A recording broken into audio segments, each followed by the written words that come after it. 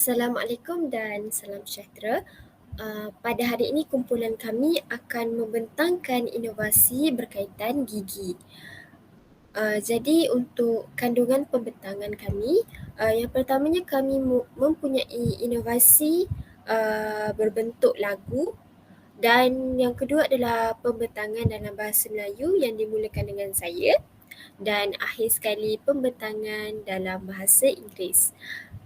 Jadi bagi memberikan input awal mengenai pembentangan kami, jadi kita mulakan dengan definisi anatomi pergigian. Jadi anatomi pergigian bermaksud bidang anatomi yang khusus untuk mengkaji struktur gigi manusia. Terdapat dua jenis gigi yang iaitu gigi susu dan juga gigi kekal. Jadi mari kita mulakan dengan gigi susu. Gigi susu ni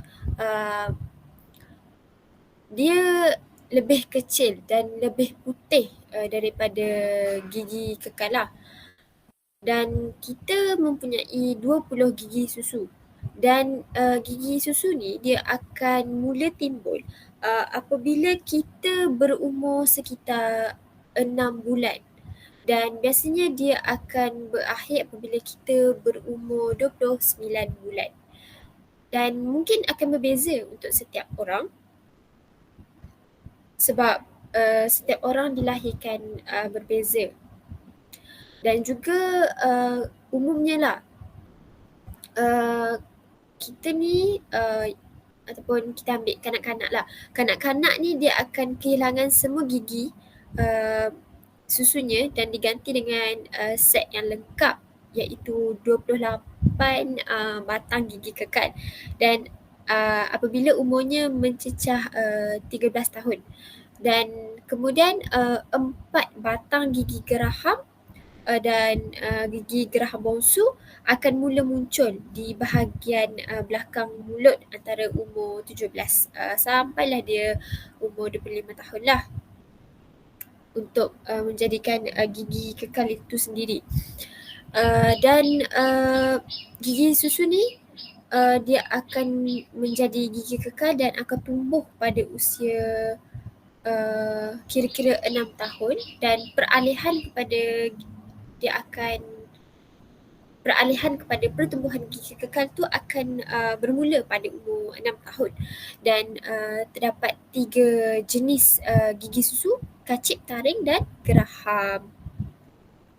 Jadi untuk gigi susu ni dia ada 4 gigi kacip, 4 gigi molar dan 2 gigi taring untuk setiap rahang lah. Jadi seterusnya kepada gigi kekal. Gigi kekal ni gigi susu kita lah. Okay, kita tengok bentuk-bentuk dia kan, taring, geraham sebagainya. Jadi kita akan beralih kepada gigi kekal lah. Gigi kekal ni dia juga dikenali sebagai gigi dewasa lah ataupun gigi sekunder. Gigi kekal ni dia lebih keras dan tahan lama berbanding gigi susu. Kerana sebahagian fakta tentang gigi kekal ni ialah gigi kekal ni dia mempunyai lapisan enamel yang lebih tebal dan lebih menjadikannya tahan terhadap perebutan gigi dan juga kaviti lah. Dan gigi kekal ni dia mula tumbuh di rahang apabila lahir dan akan berterusan lah sampai besar. Dan proses ni memerlukan kira-kira 20 tahun untuk lengkap gigi kekal itu sendiri. Dan bilangan gigi kekal ni dia termasuk dengan molar ketiga, dan ada 4 jenis gigi kekal: kacip, taring dan premolar, gigi geraham kecil dan geraham yang besar lah. Dan keseluruhannya kita ada 4 gigi kacip, 4 gigi molar, 4 gigi premolar dan 2 gigi taring untuk setiap rahang. Inilah dia gigi geraham, kan, gigi geraham, gigi taring, ada semua. Ni gambaran dia. Kita beralih kepada slide seterusnya iaitu gigi anterior dan juga posterior. Jadi gigi ni anterior dan posterior ni dia dikelompokkan, dibentukkan kepada dua bahagian lah. Jadi gigi anterior ni dia adalah termasuk dengan gigi kacip dan gigi taring. Dan juga gigi posterior ni dia merangkumi premolar iaitu geraham kecil dan molar iaitu geraham besar. Jadi kita boleh ingat gigi anterior ni gigi kacip dan gigi taring. Gigi posterior ni dia geraham-geraham kecil besar.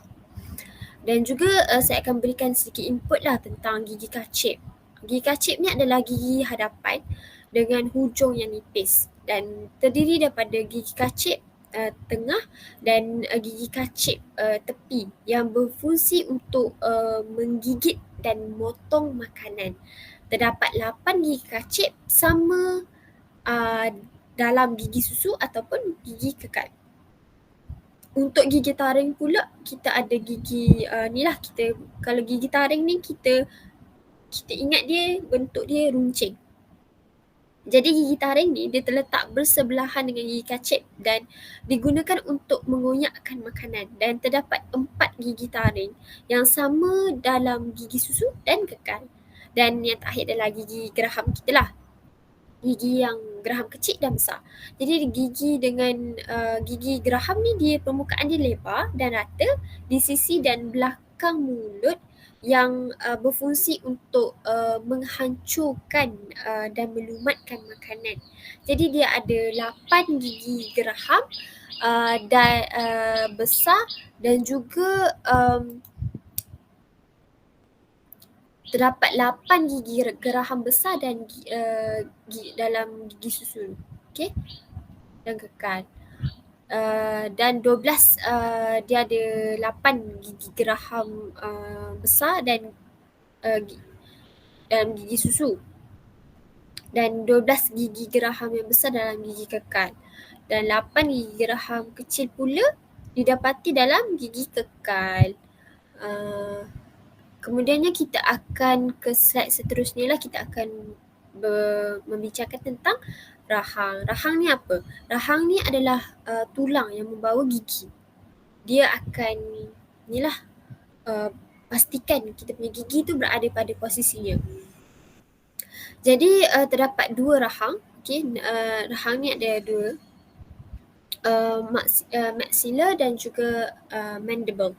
Jadi maxilla ni dia tulang yang berbentuk pada atas rahang lah. Jadi dia adalah kita kata ni lah bumbung mulut.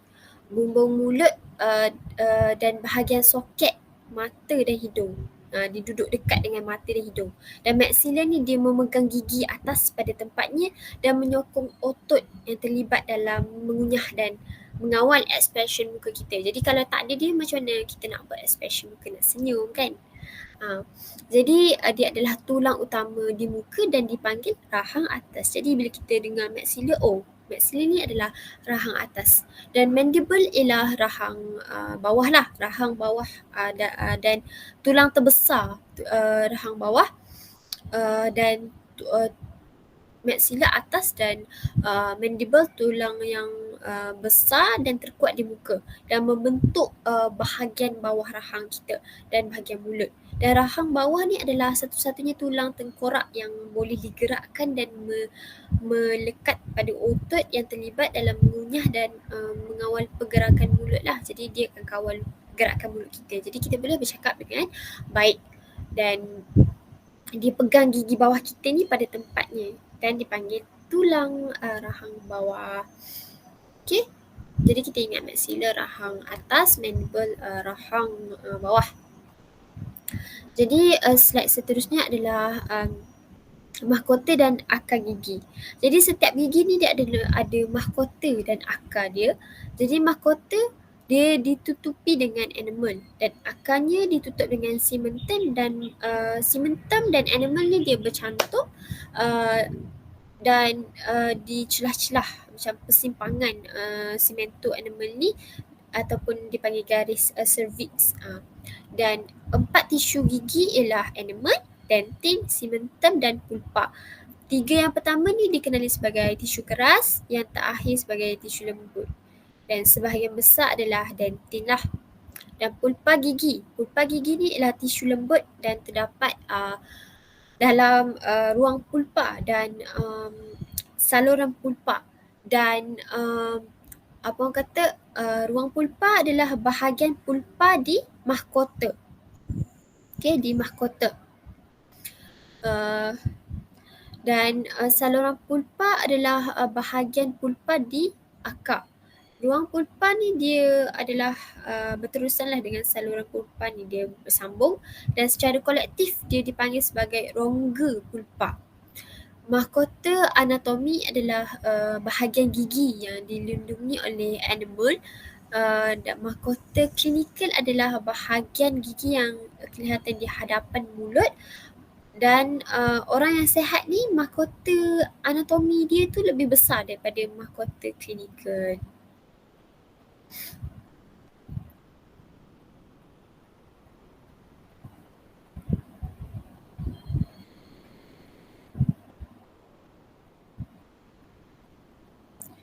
Pulpa gigi adalah tisu lembut gigi dan terdapat dalam ruang pulpa dan saluran pulpa. Ruang pulpa ni adalah ruang pulpa ni adalah bahagian pulpa gigi di mahkota. Saluran pulpa ni pula adalah bahagian pulpa di gigi akar. Dan ruang pulpa ni dia bersambunglah dengan saluran pulpa dan secara kolektif dipanggil sebagai rongga pulpa. Dan mahkota anatomi kita ada bahagian gigi yang dilindungi oleh enamel lah. Dan juga mahkota klinikal ni adalah bahagian gigi yang kelihatan di dalam mulut. Dan biasanya orang yang sihat ni dia akan mempunyai mahkota anatomi lebih besar daripada mahkota klinikal. Inilah dia punya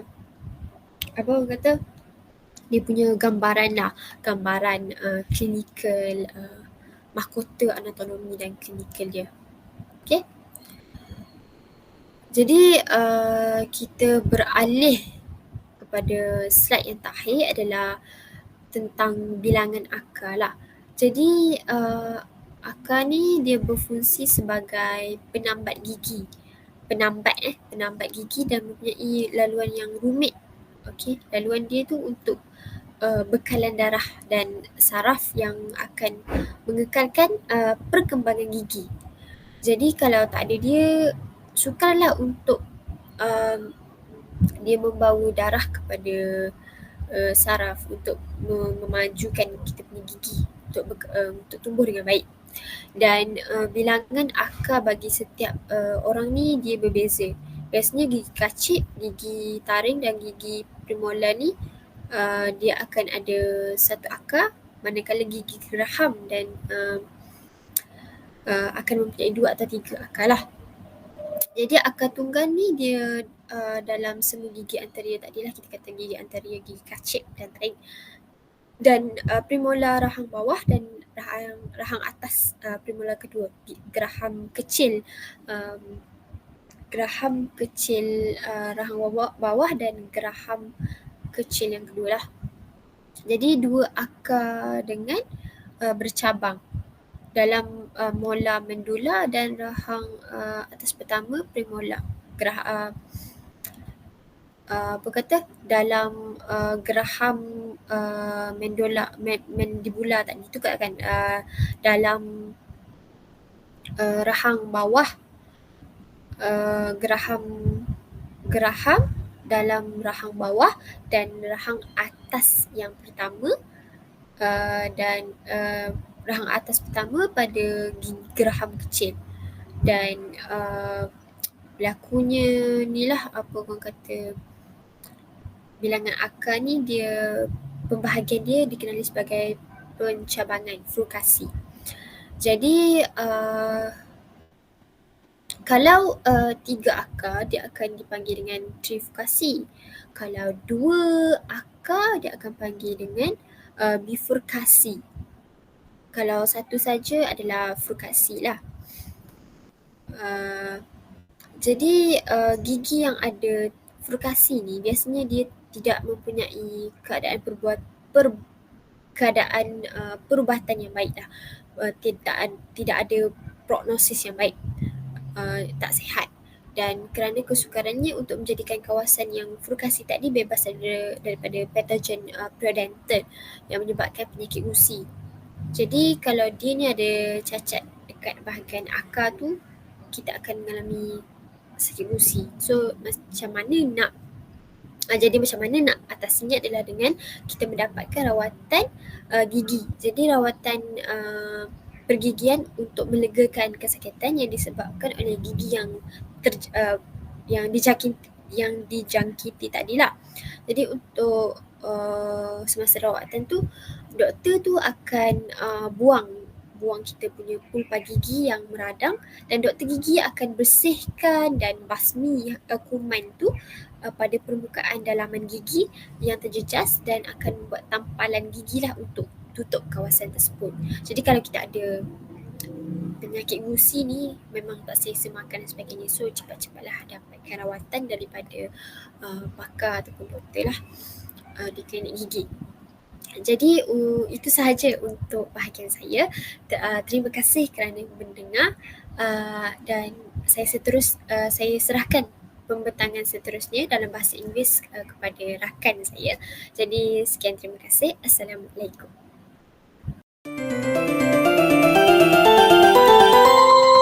Central incisor, front and center. Lateral incisor, next to center.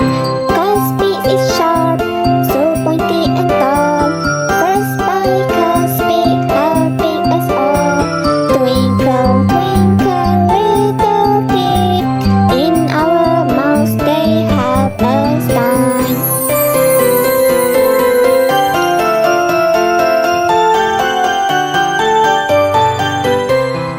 Second bicuspid, chewing away. First molar, grinding all day. Second molar, back in line. Third molar, wisdom in due time. Twinkle, twinkle, little teeth. In our mouths they help us dine.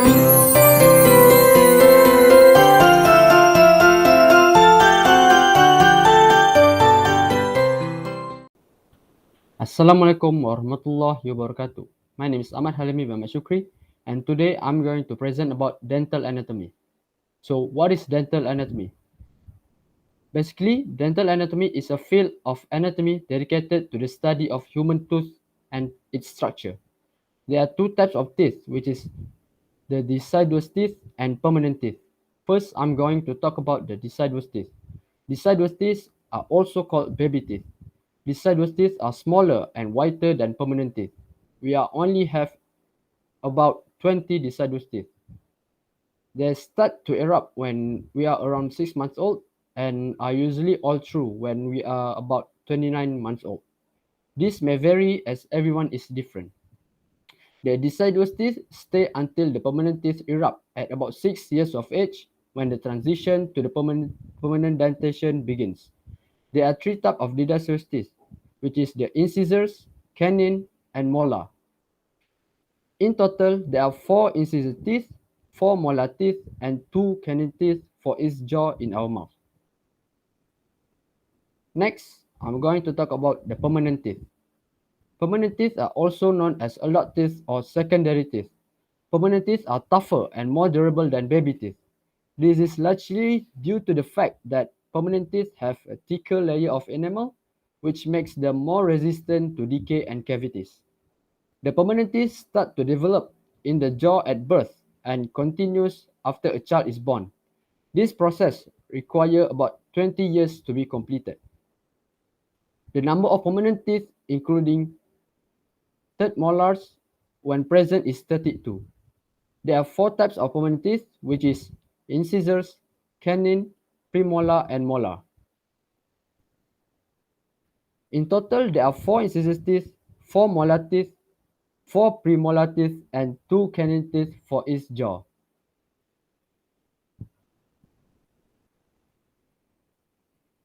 Next, I'm, I will talk about the jaw. The jaw is the bone which carries the teeth. There are two types of jaw, maxilla and mandible. Maxilla is the bone that forms at upper part of the jaw.